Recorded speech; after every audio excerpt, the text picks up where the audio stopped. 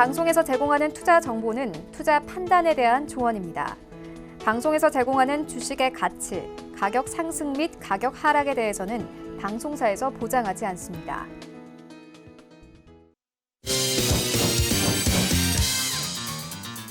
네, 오늘의 주요 헤드라인 소식입니다.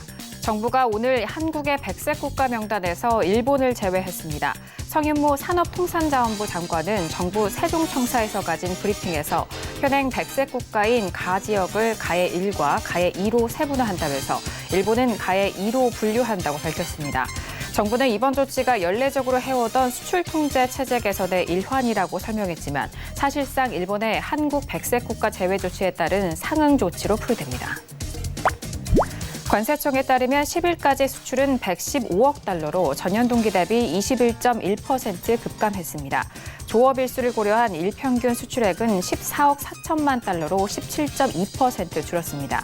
품목별로는 반도체 수출이 34.2% 감소했으며 국가별로는 중국과 미국이 각각 28.3%, 19.5% 감소했습니다. 일본 정부의 수출 규제 조치가 시행된 가운데 일본으로부터의 수입은 18.8% 감소했습니다. 지난달 국내 자본시장에서 외국인이 국내 상장 주식은 2달 연속 순매수했지만 상장 채권 시장에서는 5개월 만에 자금을 회수한 것으로 나타났습니다. 금융감독원에 따르면 7월 외국인은 국내 상장 주식 2조 470억 원을 순매수했고 상장 채권에서는 3조 7천억 원어치가 만기 상환돼 4천억 원의 자금 순유출을 보였습니다.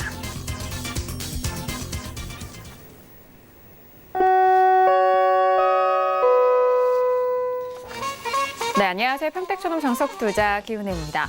자, 오늘은 한 주간의 시작인 월요일장이었습니다. 오늘 코스피와 코스닥은 양 지수 모두 상승에 성공하면서 마무리가 됐는데요. 하지만 외국인과 기관의 수급 이탈이 계속적으로 이루어지는 가운데 개인 홀로 매수세 속에서 지수 상승을 견인한 상황입니다.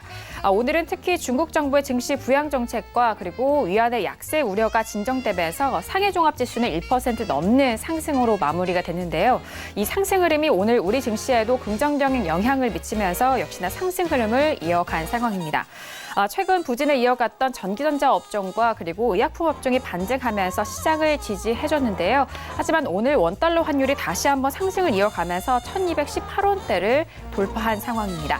자, 이렇게 오늘 월요일장이 모두 마무리가 됐습니다. 오늘도 정석투자와 함께 하시면서 오늘 시작에 대한 정리와 그리고 내일 시작에 대한 대응 전략까지도 꼼꼼하게 확인해 보시길 바라겠습니다. 그럼 오늘 시장 흐름 다시 한번 정리합니다. 시세 보시죠. 네, 오늘 코스피 지수는 전일 대비 0.23% 상승한 1942.29에 장을 마쳤습니다. 수급상 확인하시죠. 개인 홀로 순매수 반면 기관과 외국인은 동반 순매도 이어갑니다. 코스피 시가총액 상위 종목 확인하시죠. 오늘은 삼성전자와 SK하이닉스 동반 상승 흐름 이어갑니다. 삼성전자가 1.27% 상승한 43,700원에 장을 마쳤고요. SK하이닉스도 1.64% 오른 74,500원에 장을 마쳤습니다. 계속해서 코스피 시가총액 상위 종목 확인합니다. 현대모비스는 오늘 2% 넘는 조정으로 23만 8,500원에 장을 마쳤고요. 셀트리온도 오늘 약보합권 흐름 속에서 15만 5천 원에 장을 마쳤습니다. 오늘 코스닥 지수는 전일 대비 0.70% 상승한 594.17에 장을 마쳤습니다. 수급상 확인하시죠. 개인 홀로 순매수 반면 기관과 외국인은 동반 순매도 이어갑니다. 코스닥 시가총액 상위 종목 확인합니다. 셀트리온 헬스케어 등 오늘 강보합권 마감 속에서 41,350원에 장을 마쳤고요. 헬릭스미스도 5% 가까운 반등 속에서 18만 4,400원에 장을 마쳤습니다. 계속해서 코스닥 시가총액 상위 종목 확인합니다. 메디톡스도 오늘 간신히 강보합권 흐름 속에서 34만 600원에 장을 마쳤고요. 하지만 휴질 같은 경우에는 3% 넘는 조정 속에서 35만 1,000원에 장을 마쳤습니다. 네, 본격적으로 월요일장 정석투자 시작합니다. 오늘 저녁은요, 학과장 정우 대표님과 함께 이어갑니다. 학과장님 안녕하세요. 네, 안녕하세요. 네, 반갑습니다.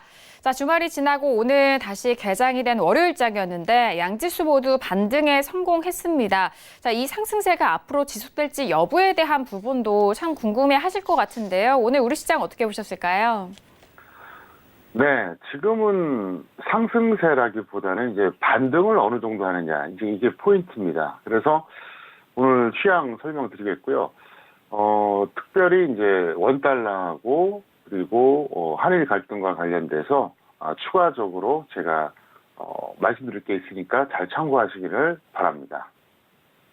네, 그동안 많이 좀 후퇴했었던 우리 지수에 대해서 최근에 반등을 이어가고 있는 상황인데요. 앞으로에 대한 흐름과 그리고 최근에 더불어서 크게 솟고 있는 원달러 환율에 대한 흐름까지도 살펴드린다고 합니다. 그리고 오늘 우리 정부가 또 일본의 백색 국가에 대한 제외 조치를 또 발표를 한 상황인데 장기화돼가고 있는 일본과의 우리나라와의 이 무역 전쟁에 대한 부분도 앞으로 또 설명해 주신다고 하니까요. 끝까지 기대해 주시길 바라겠습니다. 자, 오늘은 학 과장님과 함께 이어가 볼 텐데요. 첫 번째 코너로 바로 들어가 볼게요. 오늘의 첫 번째 코너는 시황 분석론이 기다리고 있습니다. 자, 오늘 양 지수, 양 시장에 대한 전반적인 시황 점검도 도와드리고요. 그리고 월요일장 안에서 관심 있게 살펴보신 관심 종목까지도 만나볼 수 있는 시간입니다. 자, 앞서서 장 초반에는 양지수 모두 하락으로 전환된 상황 속에서 다시 상승 전환한 채 마무리가 됐는데요. 자, 먼저 양지수 짚어보도록 하겠습니다. 자, 학 과장님 오늘 양시장에 대해서 시황 점검 먼저 도와주실까요? 네, 시황 점검 하기 전에 이제 한 가지 말씀을 드린다면, 앞으로는 적어도 8월은 하루하루가 정말 중요합니다. 그래서 여러분들이 집에서야 편안하게 TV 시청하실 수 있는데, 혹시라도, 출타 중이면, 여러분들이 스마트폰으로, 유튜브를 통해서 서울경제TV를 꼭 시청해 주시기 바랍니다. 왜 그러냐면, 실제로 VOD가 올라오는 거는 자정이 넘기 때문에, 밤늦게 또 보기 그렇잖아요. 근데 10시 방송이니까 여러분들이 외출하셨다가도 얼마든지 볼 수 있으니까, 만약에 여러분들이 외출하셨을 때는 반드시 그렇게 해주시기 바랍니다. 지금 8월이 상당히 중요합니다. 제가 볼 때 이 8월 한 달은 평소에 한 최소 3개월, 길게 보면 한 6개월 정도의 가치가 있어요. 저는 항상 그 시간 가치를 따지는 편이에요. 이거는 주식과 관계없이. 제가 언젠가 얘기한 적 있었잖아요. 80대 노인의 1개월과 시험을 1개월 앞둔 20대 청년의 1개월은 완전히 달라요. 맞잖아요, 논리적으로. 80대 노인의 1개월은 어제 같은 오늘 같은 내일이에요, 솔직히. 근데 그 20대 청년의 시험을 1개월 앞둔, 이거 인생이 달라지니까 가치가 똑같은 1개월이 아니란 거죠. 같은 원리예요. 지금 8월은 최소 3개월에 6개월의 가치가 있어요. 그래서 오늘 이제 이것저것 말씀드리는데, 일단 등락 결과는 별거 없어요. 코스피나 코스닥이나 상승 출발했고 하락 전환했다가 결국은 양봉 나오면서 상승 마감해줬습니다. 그리고 5일선 지지가 됐는데, 딱 한마디로 요약하자면 약한 상승이라고 보면 돼요. 상승은 상승인데 좀 약하죠. 상당히 약한 상승이에요. 그리고 등락 원인 살펴본다 그러면 의약품하고 전기전자, 역시 코스피는 그게 원인입니다. 전기전자, 삼성전자만 올라가면 당연히 전기전자 업종지수가 플러스가 나옵니다. 어쨌든 의약품이 조금 더 반등하고 있습니다. 제가 볼 때는 빠져나오기 반등 같습니다. 제가 항상 했던 얘기 있죠. 지수나 종목이나 상승한다고 매일같이 올라가는 게 아니에요. 조정받으면서 올라갑니다. 반대로 하락한다고 해서 매일같이 하락하는 게 아니에요. 반등 나오면서 하락해요. 상승세에서 조정은 차익 실현 때문에 그렇고요. 하락 추세에서 반등은 빠져나오기 반등 때문에 그런 겁니다. 쉽게 말해서 조금이라도 손에 덜 보고 도망가려고 인위적으로 올리는 거죠. 그래서 주식시장이라는 게 참 묘해요. 1년을 놓고 봤을 때 보면은 전체적으로 보면은 연초보다 연말이 이제 쫙 상승하는 이런 장이 있어요. 반대로 연초 대비 연말까지 보면 쫙 하락하는 장이 있어요. 근데도 아무리 강세장이라도 최소 3개월 조정은 나와요. 아무리 약세장이라 그래도 최소 3개월 반등은 나옵니다. 그게 한 번에 3개월에 어떤 조정과 반등이 나오는 게 아니라 뭐 어떤 때는 일주일, 어떤 때는 15일, 어떤 때는 한 달 이게 합쳐지면 그렇게 됩니다. 이거는 주식시장의 영원한 메커니즘이에요. 변할 수 없는 거의 진리라고 보면 돼요. 여러분들 이걸 명심하세요. 그래서 그런 분들이 있죠. 상승장에서도 수익이 아니라 손실을 하는 사람들이 있어요. 지수는 연초보다 연말에 많이 가 있는데 손해봤어요. 왜 그런지 아세요? 엇박 잡아서 그래요. 단기 고점에 매수했다가 밀려요. 그러니까 이제 조급한 마음에 그동안 손실도 받고 또 다른 걸로 갈아타고 또 던져요. 근데 또 그 다음에 가요. 이게 엇박자죠. 반대로 하락장에서도 수익 나는 사람들이 있어요. 파생만 그런 게 아니에요. 현물도 마찬가지예요. 이것도 오늘 또 강의 되겠네 이러다가. 추세가 쫙 하락했을 때 파생은 당연히 수익이 납니다. 근데 현물로도 수익 날 수 있어요. 왜? 딱딱 마디마다 반등할 때만 현물 들어가면 돼요. 근데 상당히 어렵죠, 그게. 정말 고수의 영역이에요. 그래서 그런 얘기가 있잖아요. 진짜 고수는 하락장에서 수익 나는 사람이에요. 상승장에서 수익 나는 거는요, 전문가 아니래도 초보자라도 그냥 대충 찍어도 가요. 그래서 제가 항상 얘기하잖아요. 우리나라 개인들은 상승장에서는 그냥 자기가 실력이 대단한 줄 알고 착각해서 수익 좀 났다가 하락장에서는 위험관리 못해가지고 뭐 약간 벌었던 거 반납하는 정도가 아니라 결국은 엄청 손실 본다고요. 주식 전문가도 마찬가지예요. 진짜들은요, 하락장에서 생존하고 수익이 납니다. 그게 진짜예요. 그리고 상승장에서 왜 전문가 도움을 받습니까? 대충 내가 찍어도 되는데 필요가 없어요. 그래가지고 뭐 종목이든 테마든 상관없어요. 대충 묻어놓고 기다리다 보면 언젠가 가요. 근데 하락장에서는 그게 완전히 들통이 난다는 거예요. 그리고 이제 등락 원인을 계속 말씀드린다 그러면 단기 급락에 따른 중소형주 반발 매수세, 이것 때문에 오늘 코스닥은 어쨌든 반등했어요. 놀라운 것은 대형주는 마이너스였다는 거죠. 정말 놀라운 특이사항은 외국인 기관 프로그램 매도에도 상승했다는 겁니다. 코스피와 코스닥 공이 똑같아요. 정말 놀랍죠? 제가 항상 얘기하잖아요. 외국인 기관 프로그램에서 다 매도가 나오면 지수가 상승하기 어렵다. 이렇게 제가 평소에 수도 없이 얘기했는데 오늘 코스피, 코스닥 둘 다 이런 상황에서 또 올라갔다는 거예요. 참 기묘하죠. 정말 기묘하다고 봐야 돼요. 코스피 같은 경우에는 그 시가총액 비중이 높은 전기전자가 상승하면서 최근에 낙폭에 과도했던 의약품 업종, 이 두 가지 덕분에 어쨌든 뭐 큰 상승은 아니지만 상승해 준 거고요. 코스닥은 최근에 엄청나게 단기 급락을 했었잖아요. 그러니까 가격 메리트를 보고 중소형주에서 막 몰려든 거예요. 그러면 중소형주에 몰려든 게 누구일까요? 외국인일까요? 기관일까요? 개인일까요? 당연히 개인입니다. 그런데 이건 제가 만든 주식 격언입니다. 이거 평택촌놈이 직접 만들어낸 격언이 있어요. 원래 주식시장에서 제가 초보자 때부터 알고 있던 그런 격언이 두 가지가 있는데, 그건 뭐냐면 첫 번째는 수급은 모든 재료에 우선한다.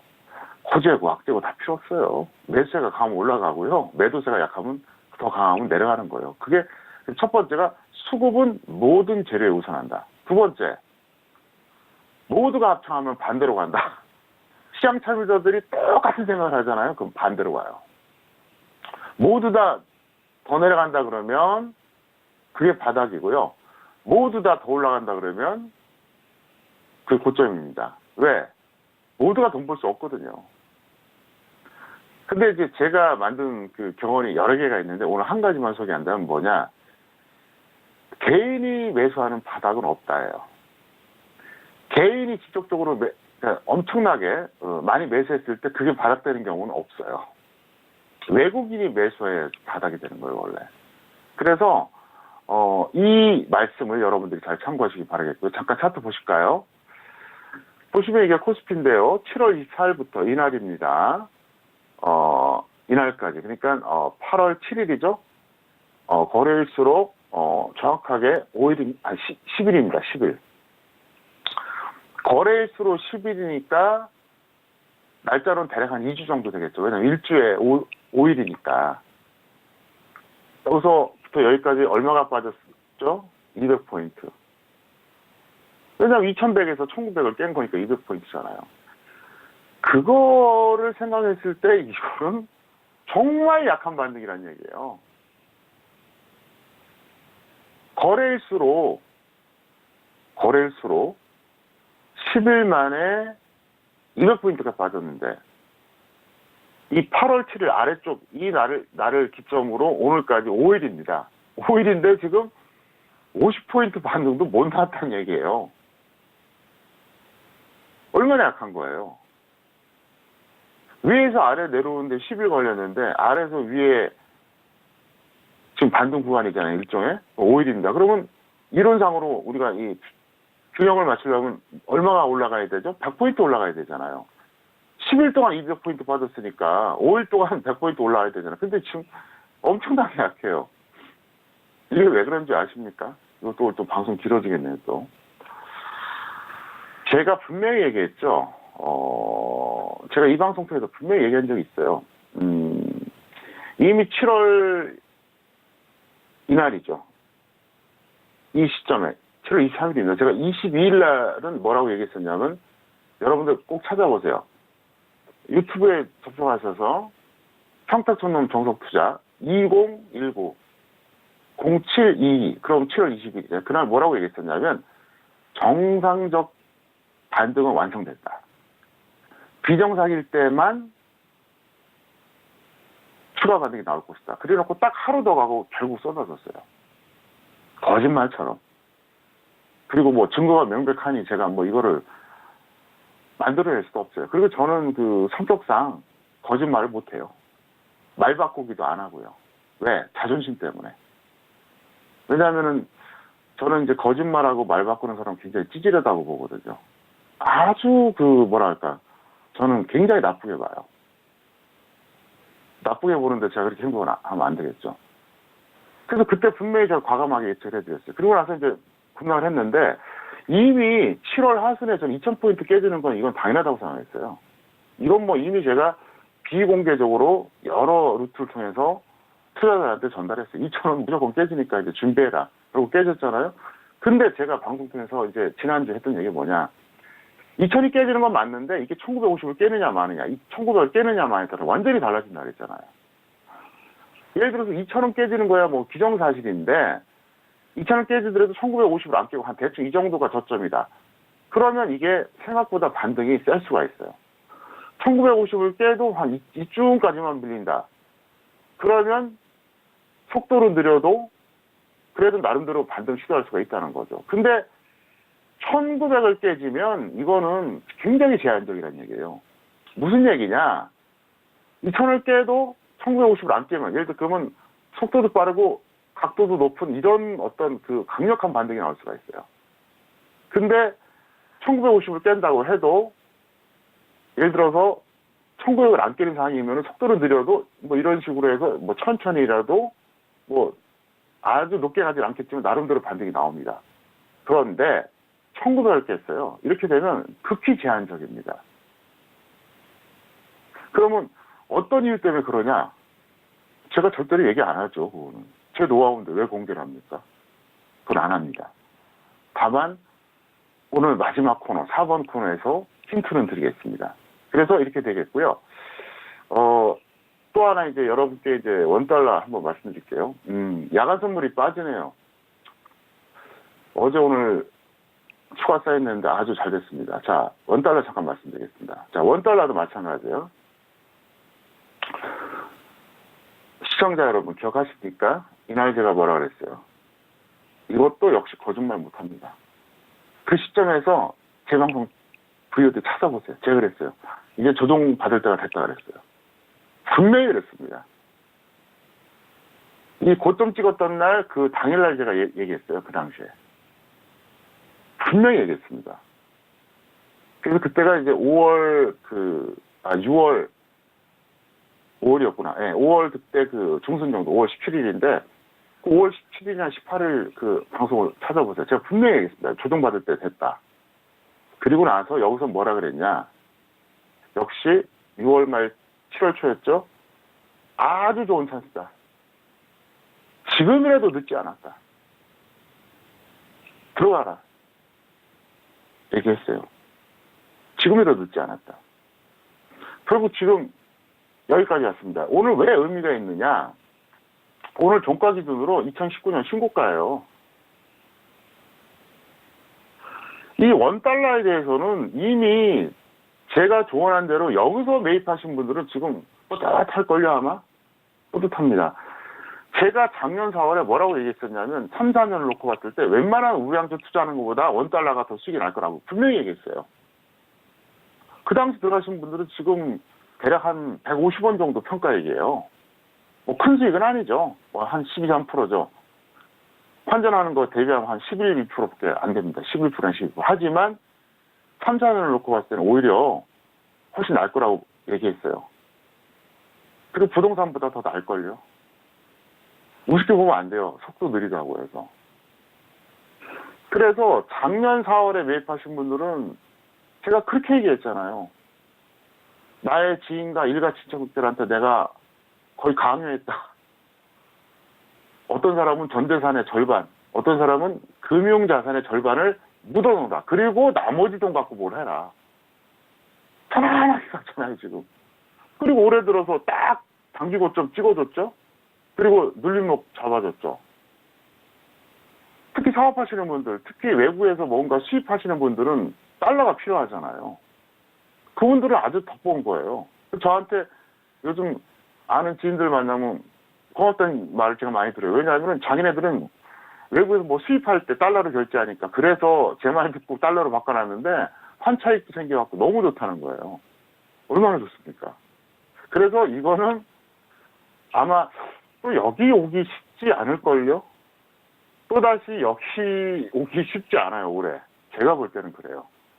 정말 엄청난 어떤 변수가 발생하지 않는 한 이 눌림목 가격 안 옵니다. 쭉 끌고 가세요. 그리고 작년 기준으로 3, 4년 뒤니까 2021년이나 2022년 됐을 때 제가 했던 말 떠올려 보세요. 물론 저는 1달러도 없습니다. 왜냐하면 투자를 하지 않습니다. 저는. 왜냐하면 제가 투자하면 이제 객관성을 잃어버리기 때문에 1달러도 없어요. 자, 그리고 오늘은 이제 한일 갈등 잠깐 좀 얘기를 해드릴게요. 사실 이거는 주식 투자를 하는 사람뿐만 아니라 일반 시청자도 알아야 됩니다.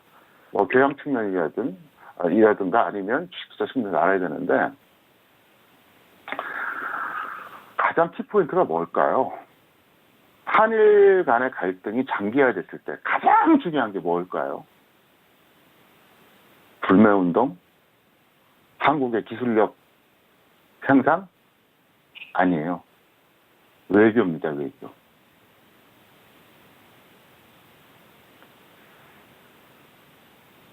지금 중국이라고 하는 나라, 글로벌 G2입니다. 미국 다음으로 경제 규모가 있어요. 군사력도 전 세계 넘버 3입니다. 그런 나라도 지금 미국한테 저렇게 짓밟히는 거 안 보이세요? 우리나라한테는 갑질하지만 미국한테는 영원한 의리예요. 중국이. 중국의 그 경제력은 세계 2위, 군사력은 세계 3위예요. 그런데도 미국한테 저렇게 돼요. 자, 우리나라는 미국과는 비교할 것도 없고 지금 일본과 비교했을 때 갑일까요, 의리일까요? 의리예요. 근데 왜 이 얘기를 하느냐? 여기서 단기적으로 끝나면 모르겠는데 장기화 되잖아요? 그러면 어떤 문제가 발생하느냐? 언젠가 미국이 한국과 일본 중에서 선택할 어떤 사안이나 국면이 발생해요. 그때 누구 편 들어주냐는 거예요. 이게 포인트예요. 이게. 과연 근데 첨예하게 대립돼서 일본이나 한국이나 일본이나 미국한테 둘 중에 하나 선택해. 그랬을 때 누굴 선택하냐는 거예요. 예를 들어서 미국이라는 나라가 자기네 국익을 감안했을 때 예를 들어서 뭐 어딜 선택해도 큰 상관이 없거나 아니면 둘 다 뭐 비슷한 어떤 그 비중을 두고 생각할 때는 문제가 안 돼요. 근데 예를 들어서 반드시 어떤 선택의 국면에 직면했을 때 그때 누굴 선택하냐는 거예요. 그게 포인트예요. 지금 이거를 정부 관계자도 정치인들도 몰라요. 답답해요. 아주 지역적인 것 갖고 얘기를 하더라고요.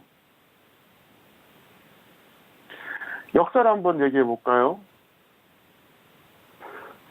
1894년에 청일전쟁이 일어났어요. 1894년. 그때 청일전쟁 때 누가 이겼죠? 일본이 이겼어요. 그때부터 사실상 청나라의 그 조선 지배권은 일본한테 사실상 넘어간 거예요. 사실상. 그때까지는 여러분 잘 아시잖아요. 우리나라는 조선은 청나라의 속국이었어요. 그게 1894년에 했어요. 그리고 나서 한 10개월 전쟁에서 완전히 졌죠. 일본한테. 그리고 나서 그다음부터 일본이 멋대로 한 거예요. 그리고 나서 결정적으로 1905년이었습니다. 1905년에 카스라 테프트 밀약이라고 있어요. 일본의 외무대신과 미국의 그러니까 육군 장관이죠. 둘이 나름대로 그 각서 형태로 교환해서 밀약을 맺었어요. 그게 뭐냐? 미국은 필리핀, 일본은 한국에 대해서 지배권을 서로 인정하자. 그거였어요. 그러니까 6.25 때 우리를 도와준 건 고마운데 그 당시에는 또 그랬다니까요. 그때그때 달라지는 게 국제정세고 상황이잖아요. 그래서 그런 걸 왜 생각 안 하는가. 그리고 제가 언젠가 얘기했죠. 우리나라는 사실상 고려 후기부터 식민지 국가였다니까요. 세상스러울 것도 없어요. 저는 우리나라가 어떻게 해야지 강대국이 되고 어떻게 해야지 발전하지 이런 해법을 다 갖고 있어요. 총론적인 관점, 강론적인 관점. 근데 뭐 지금은 제가 그런 걸 발표하거나 뭐 실행할 능력이 안 되니까 그냥 머릿속에만 담아두는데, 제가 왜 이 얘기를 하느냐. 지금 우리나라에서 외교 사항이 어떤지 여러분들이 잘 생각해 보시기를 바랍니다. 네, 첫 번째 코너 시황 분석론을 통해서 오늘 월요일 시작에 대해서 전반적인 정리를 해드렸습니다. 자, 그리고 최근에 원달러 환율이 계속해서 치솟으면서 오늘도 다시 한번 1218원대까지 올라가는데요.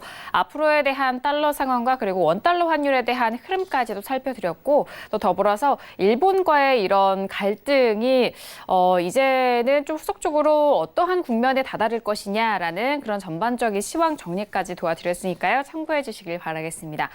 자, 그렇다면 월요일 시작 안에서 관심 있게 살펴보신 관심 종목도 만나보도록 하겠습니다. 자, 학 과장님, 오늘 월요일장에서 어떤 종목들 관심 있게 보셨을까요? 네, 컬러레이 그리고 DB 손해보험 두 개를 선정했습니다. 네, 오늘장 관심 종목은 두 가지 종목입니다. 컬러레이와 DB손해보험인데요. 오늘 컬러레이 같은 경우에는 급등하면서 1,570원에 마무리가 됐고요. DB손해보험 같은 경우에는 반대로 7% 넘는 하락세 속에서 48,550원에 마무리가 됐습니다. 자, 과장님 두 가지 관심 종목에 대해서도 구체적인 분석 도와주실까요? 네, 컬러레이는 국내 상장 중국 기업인데 제가 볼 때는 그냥 낙폭 과대에 따른 기술적 반등 그 이상도 이하도 아닙니다. 그래서 보유자는 감사한 마음으로 매도했다가 다시 뭐 밀리면 매수하시고요. 미보유자는 추격하면 안 돼요. 차트 잠깐 보시겠습니다. 오늘 고점은 뭐 여기까지 올라갔었고요. 종가는 이제 여기 있는데 중요한 건 뭐냐? 그러면 어쨌든 이 종목을 이쯤에서 이 아래에서 매수하신 분들은 다 평가 1이잖아요. 그러니까 지금 좋은 거죠. 그리고 여기서 매수하신 분들도 대충 번전은 이제 찾는 거잖아요. 그러니까 여기서 매수하신 분들은 당연히 이익이고 약간 위에서 매수하신 분들도 번전은 오니까 그냥 감사한 마음으로 던지세요. 왜냐하면 이거 뭐 추세가 좋은 것도 아니고 그냥 실적 반등이에요. 크게 기대하지 마시고요. DB손해보험 같은 경우에는 보유자는 홀딩 후 매도하시고요. 지금 던지기 너무 억울해요. 미보유자는 신규 매수하세요. 지금 보험업종이 굉장히 안 좋거든요. 너무 안 좋아요. 너무. 이게 이제 그럴 수밖에 없는 게 이제 한국이 이제 뭐 가을에 금리나 지금 거의 예정돼 있잖아요. 그죠? 가을도 아니다. 아마 다음 달에 할지도 몰라요. 9월에 금리나 가능성이 상당히 높습니다. 현재. 그리고 여러 가지로 지금 해서 그 보험주가 굉장히 약한데 이게 지금 보험업종 지수입니다. 보험업종 지수인데 너무 약해요. 그래서 뭐 여러분들이 뭐 DB 손해보험을 잡으시든 아니면 뭐 그냥 다른 걸 잡으시든 그건 상관없고요. 일단 보험주 같은 경우에는 좀 너무 심할 정도로 빠져갖고 그냥 자연스러운 질적 반등이 나올 때가 됐으니까 잘 참고하시기를 바랍니다. 네, 오늘장 관심 종목이었습니다. 먼저 컬러레이 같은 경우에는 오늘 23% 넘는 급등이었는데요. 말씀해 주셨던 것처럼 최근에 계속적으로 차트상으로는 흘러내리고 있는 국면이었습니다. 자, 일단 현재 구간에서 보유자는 매도 이후의 재매수에 대한 의견이고요. 오늘장의 급등으로 추격 매수에 대한 부분은 미보유자에 한해서 추격 매수에 대한 부분은 반대한다라는 의견 참고해 주시길 바라겠습니다. 자, 그리고 DB 손해보험이었는데요. 오늘은 7% 넘게 하락하면서 48,550원에 마무리가 됐습니다. 최근에 7만 원대에서부터 계속적으로 내려가고 있는 국면이고 또 앞으로의 금리 인하에 대한 시황을 또 다시 한번 좀 본다면은 앞으로에 대한 흐름도 좀 좋게 볼 수만은 없는 상황입니다. DB 손해보험 같은 경우 보유자는 홀딩한 이후에 조금 더 홀딩한 이후에 매도에 대한 의견 그리고 미보유자에 대한 부분은 현재 구간에서 신규 매수 접근 가능하다라는 의견까지 참고해 주시길 바라겠습니다. 자, 이어서 두 번째 코너로 바로 넘어가 보도록 하겠습니다. 오늘의 두 번째 코너는 투자학개론이 기다리고 있습니다. 월요일과 화요일 이 시간을 통해서는 여러분들에게 교육 내용으로 찾아가고 있는데요. 자, 오늘은 투자학개론 시간을 통해서 다양한 투자 관련된 여러분께서 참고하실 만한 내용들 또 찾아가고 있습니다. 오늘은 또 어떤 내용을 들려주실지 궁금한데요. 학 과장님, 오늘 투자학개론 시간 어떤 부분 다시 한번 살펴주실까요? 네, 앞부분이 좀 길어서 이걸 좀 짧게 해야 되는데 상당히 그래도 중요한 대응에서 이제 좀 포인트 좀 짚어드리겠습니다. 종목 매도 우선 원칙은 이게 이제 그 질문이고요. 답변은 이제 제가 말씀드리는데 제가 그랬죠. 매수를 잘하면 초단, 매도를 잘하면 구단이란 말이 있어요. 매도가 훨씬 더 고난이 들어요. 거기다가 10단이 되는 기준은 뭔지 아세요? 예측이에요, 예측. 예측해서 적중하는 거예요. 그게 진짜입니다. 예측을 못하면 그거는 남들과 다를 게 없잖아요. 남들하고 달라야 이길 거 아닙니까? 남들하고 똑같이 생각하는데 어떻게 남들을 이깁니까? 그러면 남들이 이기기 위해서는 예측을 해야 되고 그거를 시청자가 못하니까 주식 전문가들 해달라고 하는 게 이게 논리적으로 맞는 거잖아요. 근데 우리나라의 절대 다수의 전문가들은 예측을 못하죠. 아예 시도도 안 하는 사람들이 많아요. 그래서 제가 이 자리를 빌어서 말씀드릴게요. 예측하세요. 1등이 되도록 하세요. 옛날에 한 16, 7년 전에 그 주식 전문가들이 저를 비난했어요. 뭐라고 비난했냐면 우리는 가늘고 길게 갈 거다 그랬어요. 무슨 얘기냐? 제가 워낙 예측을 많이 하고 좀 공격적인 발언을 하니까. 근데 지금 어떻게 되는지 아세요? 또 롱런하고 있잖아요.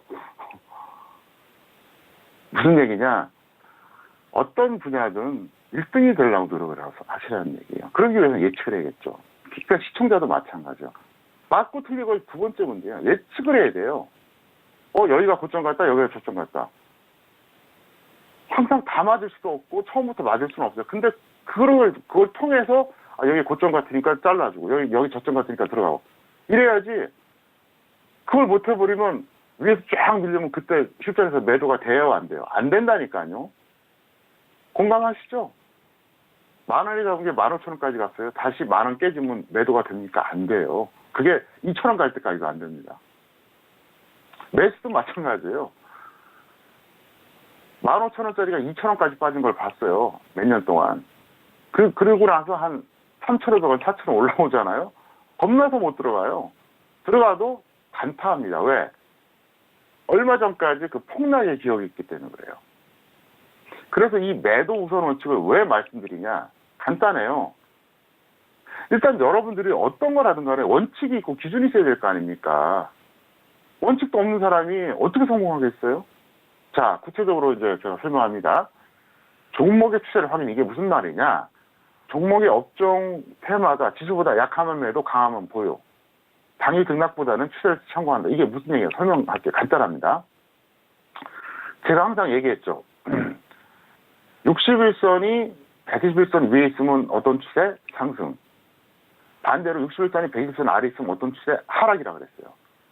예를 들어서 코스피 지수가 있어요. 이건 상승 추세입니다. 그런데 어떤 업종은 그게 뭐 어떤 업종이든 간에 업종 지수가 또 따로 있거든요. 그러니까 이게 차트라고 하는 게 종합지수, 업종지수, 종목 차트 이렇게 세 가지가 있어요.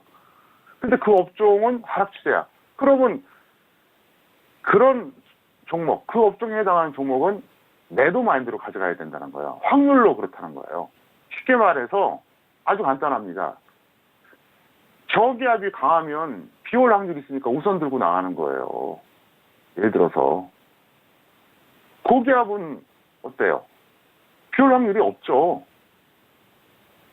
물론 저기압이라고 해서 반드시 비가 오는 건 아니죠. 하지만 우리가 확률로 따지는 거잖아요. 똑같은 원리예요. 그러니까 종합지수, 코스피든 코스닥이든 종합지수는 상승이야. 근데 코스피의 어떤 업종이나 코스닥의 어떤 업종이 그건 업종지수는 하락이야. 그러면 이거는 보유보다는 매도 마인드가 강하다는 거죠. 바로 던지라는 얘기는 아니고 일단 확률을 따지자는 거고, 두 번째가 뭐냐, 종목의 등락을 확인. 볼린저 밴드와 일봉 차트를 또 참고할 필요가 있어요. 저는 사실 보조지표를 전혀 안 봐요. 요즘은 뭐 볼린저 밴드 자체도 안 보는데 그나마 볼만한 게 볼린저 밴드입니다. 근데 이걸 참고하면서 봐서 과매수 구간이면 매도, 상승 추세면은 이제 이걸 제가 오타 안 했네요. 죄송합니다. 네. 과매도 구간이면 과매수가 아니라 과매도. 그러니까 죄송합니다. 제가 또 착각했어요. 예.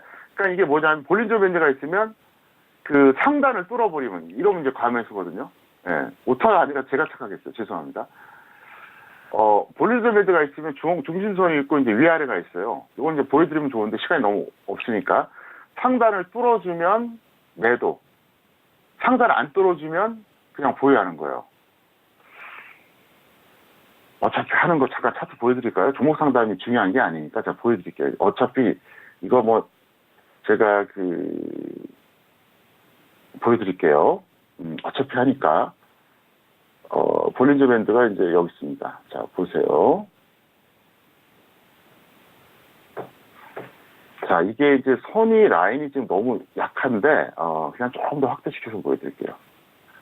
보면 이제 선이 보입니다. 여기서. 자, 요거를 이동평균선을 빼고 보여드릴게요. 빼고 보여드리는 게 더 시각적으로 좋으니까. 뭐 종목 상담이야. 뭐 까짓 거 뭐 한두 개 하든 말든. 자, 여기서 보면 이게 잘 화면은 안 보이실 텐데 이게 중앙선이 있습니다. 그리고 여기 상단이 있고 여기 하단이 있어요. 근데 여기서 보면 이게 중앙선을 중심으로 여기 상승 추세거든요. 근데 여기서는 이게 돌파해 버렸어요. 그러니까 상단을 뚫어버린 거예요. 이러면 일반적으로 매도하는 게 맞아요. 그런데 그 아래쪽에 네모 있잖아요. 그러니까 상승 추세 범위 안에 들어가. 이러면 매도하는 게 아니에요. 그나마 볼만한 게 볼린저 밴드인데, 그럼 여기서 또 포인트가 있어요. 이 조건 설정을 잘해야 돼요. 기간이나 승수를 딱 잘 설정해야 되는데, 그거는 제가 이 방송을 계속 시청하는 분들한테 갑자기 가르쳐 드릴게요. 오늘 너무 많이 가르쳐 드리면 안 되니까 사실 그게 포인트예요. 쉽게 말하면 양념이 있는데 양념을 얼마만큼 어느 때 넣어야지 맛있는지 노하우가 있잖아요.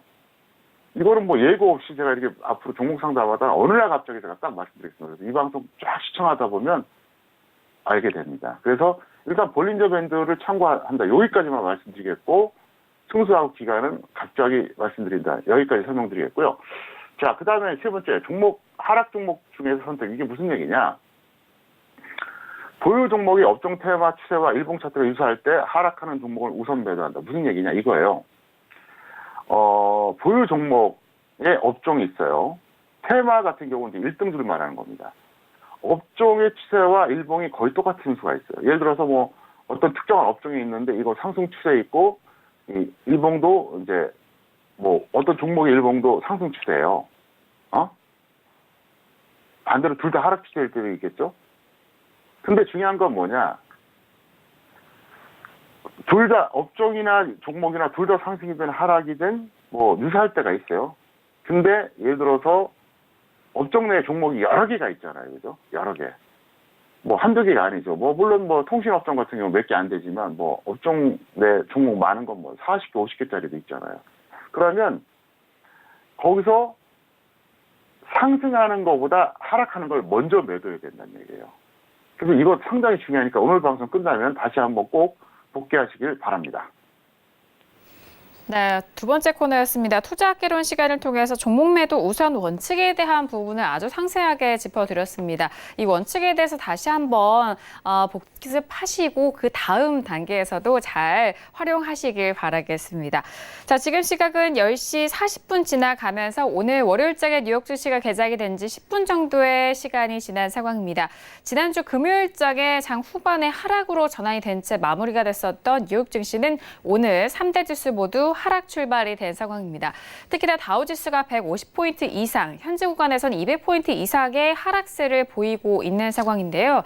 내용은 그렇습니다. 일단 미중 무역 분쟁에 대한 부분이 더욱더 우려가 깊어지고 있는 상황이고 오늘 홍콩 시위 긴장의 최고조 속에서 공항 안에서도 일단 비행기가 뜨지 않는 그런 여러 사태가 나오고 있는 상황인데요. 이런 사태 속에서 전반적인 시장 분위기를 무겁게 짓누르고 있다라는 소식입니다. 일단 6월 이후에 격렬해지는 이 시위가 일단 아시아 금융허브에 수십 년 만에 가장 심각한 위기로 빠뜨렸다라는 그런 우려를 낳고 있는 상황이고요. 그리고 미중 무역 분쟁에 대한 이런 합의와 협상에 대한 부분은 골드만삭스 쪽에서는 2020년 전까지는 무역 분쟁에 대해서 협의가 잘 이루어지지 않을 것이다라는 그런 예상과 함께 시장 4분기 성장률 전망치도 하향 조정이 된 상황입니다. 오늘 월요일장은 3대 지수 모두 하락 출발이 됐다라는 점 참고해 주시길 바랄게요. 자, 이어서 선생님 질문 있어요 시간으로 빠르게 넘어가 봅니다. 오늘도 다양한 질문들 접수해 주셨고요. 첫 번째 질문부터 확인해 볼게요. 오늘 첫 번째 질문은 끝자리 3542님의 질문입니다. 세아홀딩스를 매수가 84,560원에 비중을 40% 질문 주셨습니다. 오늘장의 세아홀딩스 종가 확인해 볼까요? 자, 오늘 세아홀딩스는 강보합권에서 81,100원에 마무리가 됐습니다만 현재 손실 구간이십니다. 학 과장님은 어떻게 보실까요? 네, 이거는 절대 저평가된 종목이에요.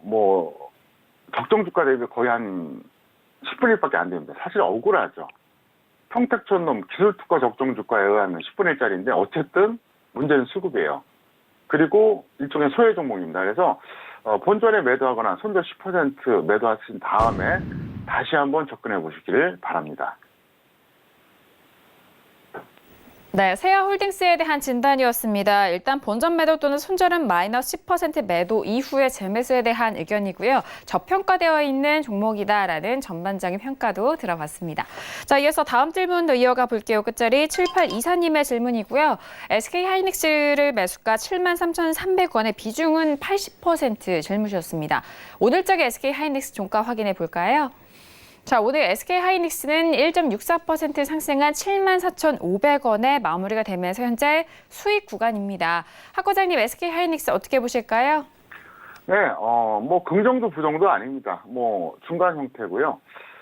밀리면 본전 매도하고 가면 욕심내지 말고 딱 5%만 수익 매도하시기 바랍니다.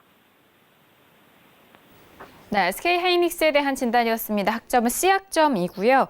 본전 매도 또는 수익에 대해서는 현재 5% 단기 대응 전략 참고하셔라라는 말씀까지 들어봤습니다. 자, 이어서 다음 질문도 이어가 볼게요. 끝자리 5687님의 질문이고요. 롯데케미칼을 매수가 22만 8,700원에 비중은 50% 질문 주셨습니다. 오늘장의 롯데케미칼 종가 먼저 확인해 보실까요? 자, 오늘 롯데케미칼은 0.68% 상승한 22만 2,500원에 마무리가 되면서 현재는 손실 구간이십니다. 학 과장님은 어떻게 보실까요?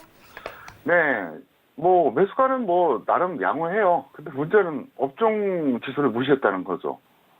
지금 화학 업종이 지금 덩달아 무너지고 있는데 무슨 얘기냐? 롯데케미칼 자체는 문제가 없어요. 그런데 업종이 무너지다 보면 특별한 일이 없으면 대다수의 종목이 같이 무너지거든요. 그걸 간과하신 거예요.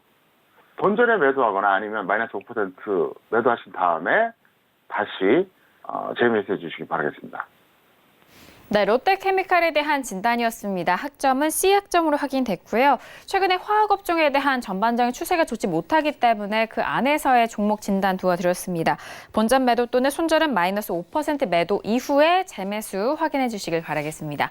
자, 이어서 마지막 질문 이어가 볼게요. 끝자리 6996님의 질문이고요. 모나리자를 4,640원에 비중은 20% 질문 주셨습니다. 오늘장의 모나리자 종가 확인해 볼까요?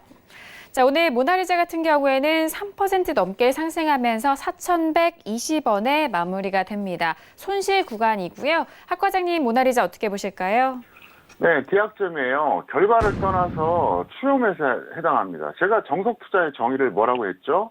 위험 관리와 수익 추구를 동시에 고려하면서 과정이 합리적인 매매를 반복하는 행위라고 했습니다. 이건 제가 직접 만든 정석 투자에 대한 어떤 정의입니다.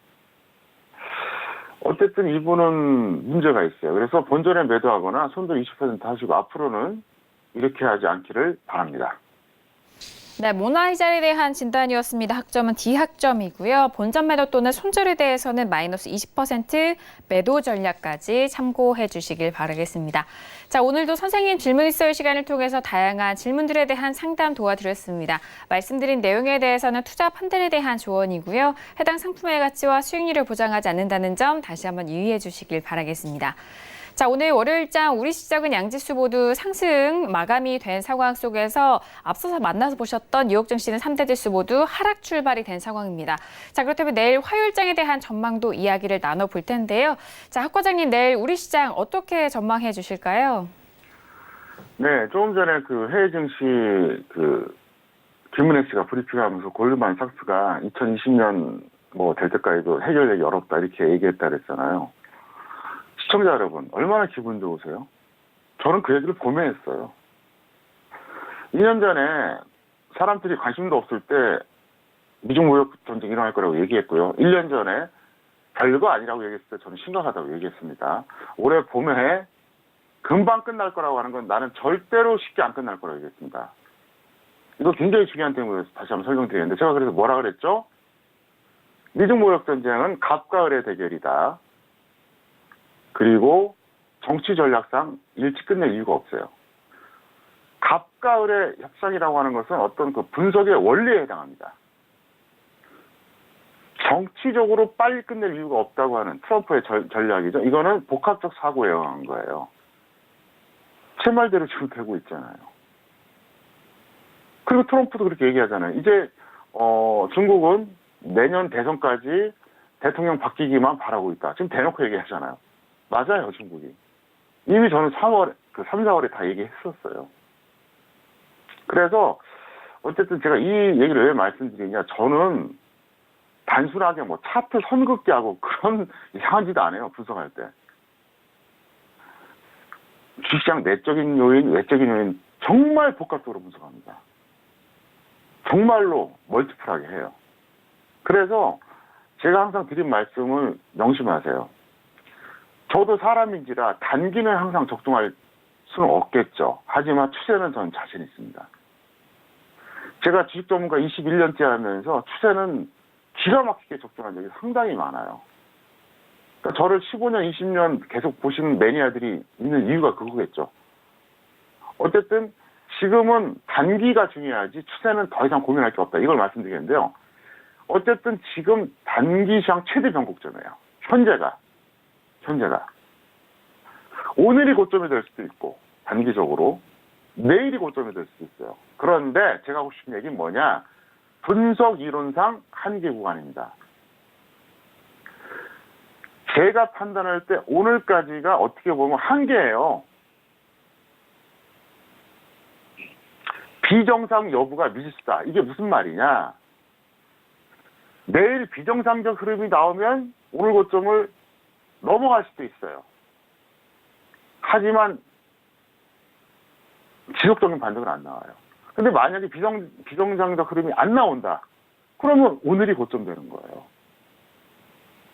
지금 야간 선물 빠지니까 이런 말 한다고요? 아니에요. 지금 제가 전달해드린 이 텍스트 장 끝나기 전에 완성해서 방송사에 넘긴 거예요. 그리고 실전에서 저는 오늘 선물 매도를 추가시켰고요. 품 매수를 강력하게 사인해버렸어요. 어쨌든 아주 간단하게 얘기한다 그러면 그거예요. 내일 비정상적 흐름, 그러니까 둘 중에 하나죠. 왜곡 또는 변수라 그랬죠. 변수는 뭐 호재가 나오는 거고 왜곡은 조작해서 끌어올리는 거죠. 그게 아니면 다시 내려간다는 겁니다. 잘 참고하시기 바라겠고요. 앞으로도 제가 항상 예측해드리고 최대한 적중하도록 노력하겠습니다. 다만 제가 예측해서 적중을 못하더라도 너그럽게 이해해 주시기 바랍니다. 그래야지 계속 예측을 할 수가 있어요. 예측을 할 때마다 다 적중할 수는 없습니다. 근데 10번 중에 한두 번 틀린 것 같고 막 뭐라 그러면 예측을 안 하죠. 그러면. 그래서 하필이면 제가 실패할 때 저를 참고하신 분들은 운이 없는 거예요. 근데 다음에는 운이 있을 수도 있으니까 여러분들이 항상 지켜봐 주시기를 바랍니다. 네, 지금은 단기 시황에 대해서 중요하다. 단기 시황 최대 변곡점이다라는 전망까지 들어봤습니다.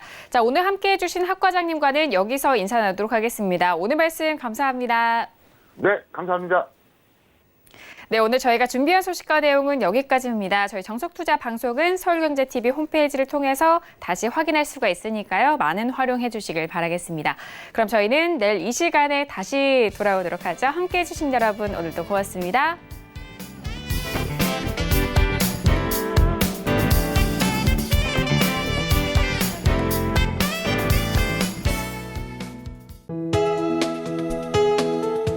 방송에서 제공하는 투자 정보는 투자 판단에 대한 조언입니다. 방송에서 제공하는 주식의 가치, 가격 상승 및 가격 하락에 대해서는 방송사에서 보장하지 않습니다.